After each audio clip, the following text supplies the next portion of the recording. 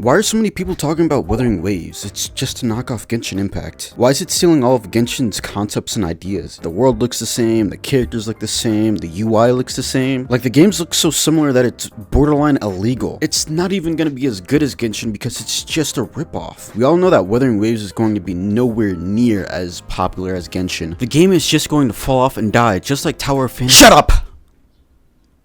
Bro, it's not that serious. Shut up!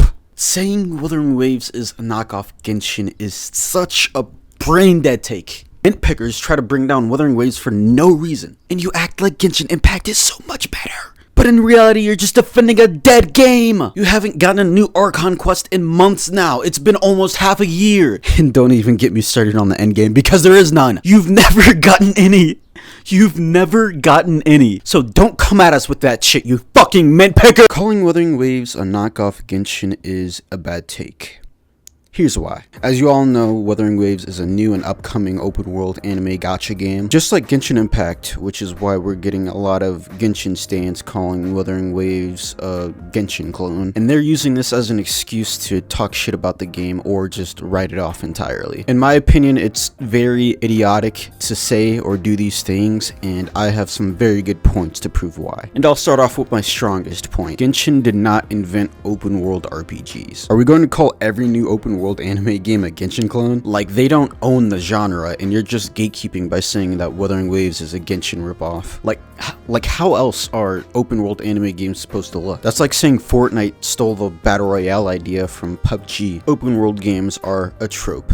Anime games are a trope. You can't steal tropes. Also, why hate on a new game when it's similar to one of your favorite games? This was something that I could never wrap my head around, because you would think players would be ecstatic to play a new game that's similar to one that they already like, because it's most likely going to be a game that you're going to be into due to the similarities of the game you already like. Now, I say most likely because there is a chance that you might not like the game. For example, before launch, Tower of Fantasy was being hyped up a lot and was even being called the Genshin killer. I think I even heard Tectone say that he had the most live viewers he's ever had in his live stream on the Tower of Fantasy launch day. But it turns out not many people liked the game and it kind of flopped. This might be why so many players are so pessimistic about Wuthering Waves. Even if you do think the game is going to flop, you should at least try it to see if you're gonna like it. And if you don't, all you have to do is simply stop playing. There's no harm in giving it a shot. Back when Destiny was my favorite game, the community would love it when new games similar to Destiny would come out. I'm sure they're all having a blast in Helldivers 2 right now. Also, some people are calling Project Mugen a knockoff Spider-Man. I don't know about you guys, but an anime Spider-Man game sounds insane. And I don't know if you've forgotten, but Genshin used to constantly be called a Breath of the Wild ripoff, which to this day I still don't understand why that was a criticism. Like, if you like Zelda so much, why not just play Genshin? A Zelda clone that gets new updates every month sounds pretty good to me. What I'm trying to say is, don't be so close-minded when it comes to trying out new games that you might potentially like. Wuthering Waves has a lot of similarities to Genshin, but it also has a lot of differences too. It's not just a straight-up clone. And I can see why everyone thinks this game is a Genshin clone, but that's just not the case. There are many things Wuthering Waves does differently from Genshin. The biggest one being its combat. Now, Wuthering Waves combat has way more depth than Genshin's in my opinion, so I'll try to keep the explanation as brief as possible. So you have your normal, heavy, skill, and ultimate attacks, just like Genshin, but on top of that, Wuthering Waves has perfect dodges,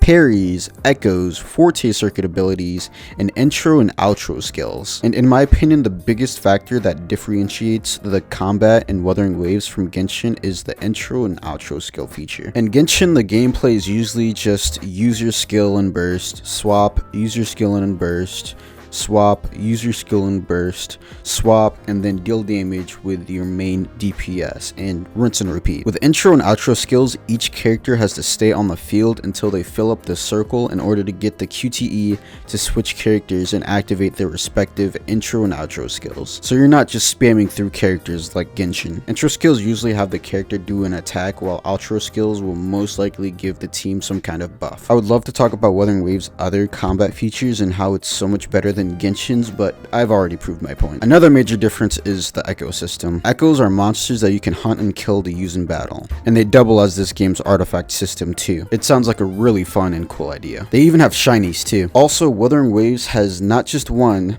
Not 2, but 3 different endgame content modes. And there's also other small differences too, like you can grapple to any point in the air, you can turn into a boss and drive his motorcycle around. It's basically a mount. And there's fun minigame modes you can play, like this 2D platformer or this pufferfish race. All the other differences are just things that Wuthering Waves does better than Genshin. The wishing system is better, you can run up walls, the resin cap is 240, you can pick a 5-star of your choice at 80 petty on the standard banner, you can buy 5-star constellations with star glitter, and I haven't even played the game yet, so there's probably a ton of more differences that I don't even know about. You really can't call Wuthering Waves a knockoff Genshin because on paper it's just a better game, and I say on paper because I haven't played the game yet, but you can already tell that they're doing many things better than Genshin. And on top of that, it's made by a studio that actually listens to their player base. That's one of the most important things a game could have, and unfortunately it's something that Genshin doesn't have. Bro, Genshin could have still been booming just like how Star Rail is right now if the devs actually listened to the community. Wuthering Waves also has a lot of similarities to Genshin Impact, and I think that's a good thing because it's going to make it way easier for Genshin players to get into. It could be very overwhelming sometimes trying to learn new features and mechanics when playing a new game, and I feel like being similar to Genshin takes a lot of that stress off new players if they've previously played Genshin. I think Wuthering Waves to Genshin is going to be like Apex to Fortnite. Before Apex, Fortnite was the biggest game at the time and dominated the battle royale genre, but then Apex Legends came out and became serious competition for Fortnite. A lot of people at the time were just saying that Apex was trying to copy the success of Fortnite by being a battle royale game, even though PUBG came out before Fortnite, just like how open world games like Zelda were a thing before Genshin. As we all know, Apex Legends became a very successful game, and Fortnite felt so threatened by Apex that they straight up stole the revive card and ping feature from Apex and put it in their own game. We have Genshin leaks saying that we're going to get our first new endgame content since the start of the game in 4.7, and oh, what a coincidence. 4.7 comes out a few weeks after Wuthering Waves. I don't think Wuthering Waves is going to overtake Genshin, but they definitely will be heavy competitors, just like Fortnite and Apex Legends. Some people are saying that Wuthering Waves will fail because it's not as popular as Genshin, but the reality is that it will never be as popular as Genshin. Genshin came out during the perfect time when everyone was stuck inside and had nothing to do. COVID helped Genshin explode into the mainstream, and unless we have another pandemic, Wuthering Waves is never going to reach those heights. But that doesn't matter because the only thing that's really important is if the game is fun. So far, if you've enjoyed this video, then you'll probably enjoy my future videos, which means you might as well subscribe.